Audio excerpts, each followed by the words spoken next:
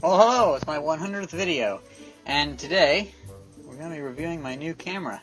Because up till now I've been recording with my Motorola Zoom, and as you can tell, it doesn't look too good. That's what you're seeing through right now. I have to add lenses and manually adjust the focus with corrective eyewear lenses, and so it's a hassle.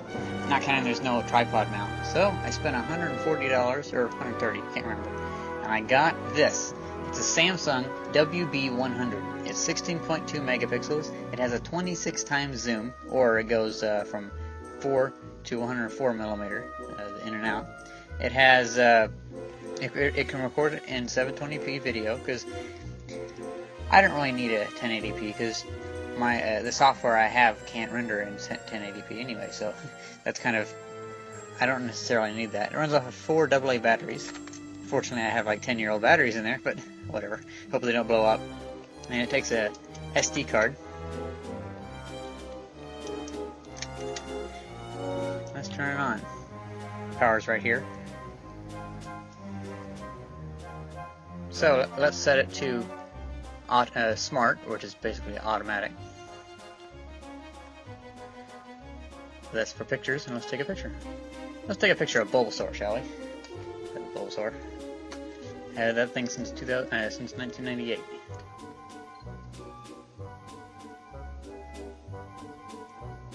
Might have to mess with the ISO and stuff like that. But anyway, I really like how the zoom in pretty far.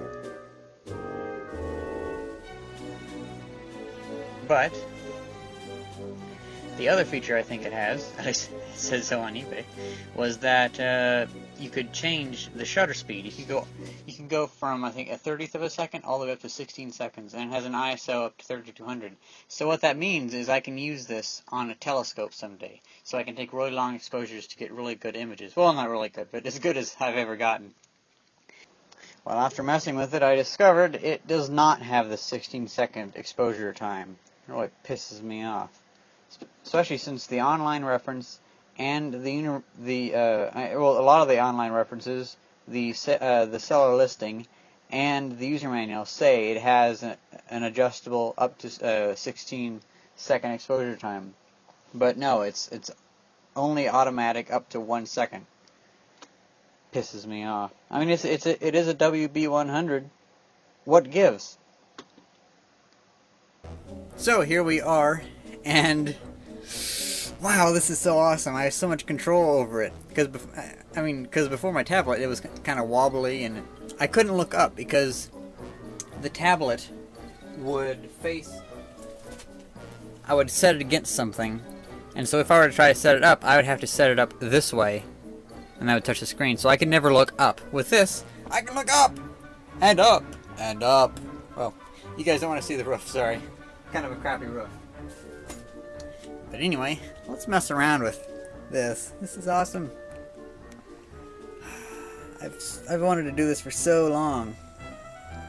Now, I do notice an issue, or not really an issue, but whenever the camera comes, whenever the camera comes, its default setting is to not record audio whenever you're moving the camera in or out. I mean, zooming in or out. So, I hope they save my settings while I have the batteries out, because that would be kind of tedious, because I imagine I would most likely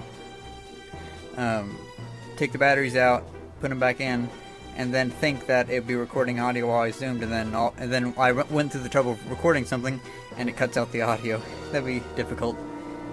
But the zoom is pretty nice. Let's go out a bit. Let's go to maximum.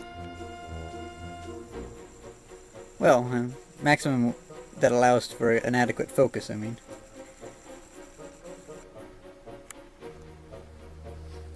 Takes a bit for it to focus. That's odd.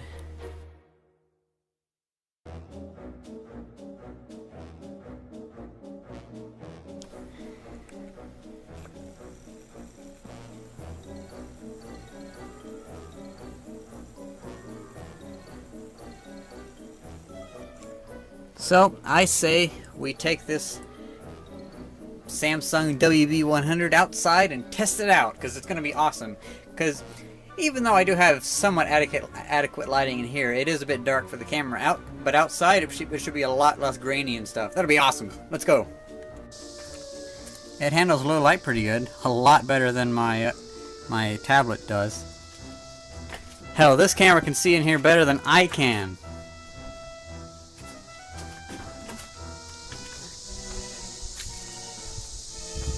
And it seems to be really smooth too. It has, I think it said it has double image stabilization. I don't know. Looks pretty smooth to me though.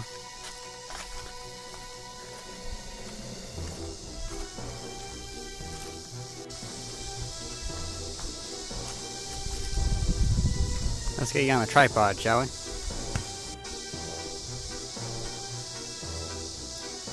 Let's zoom in a bit.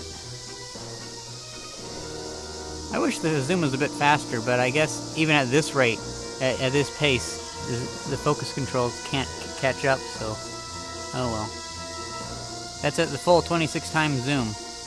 Let's get up somewhere a little higher so we can see better, okay? Wow, this is a nicer view.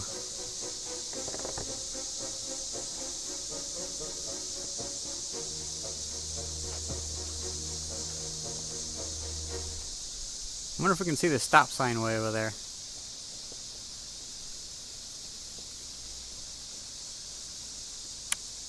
Barely.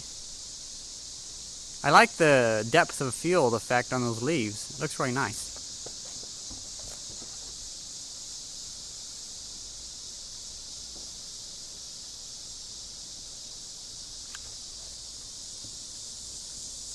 Let's zoom in on the radio tower.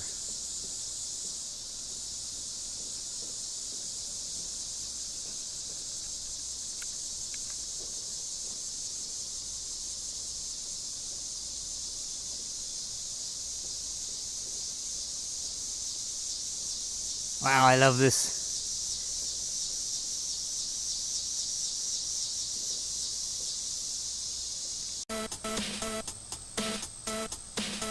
And now for the final test. I have a piece of steel in my hand, so that's adding more mass to make the camera a little steadier. And I have some plastic golf balls. I'll put them around on the ground. I actually had to mow the lawn because it didn't work first time. But I'm going to test 3D motion tracking. Basically, I can determine where the ground is, then I can superimpose and render a three-dimensional model onto it.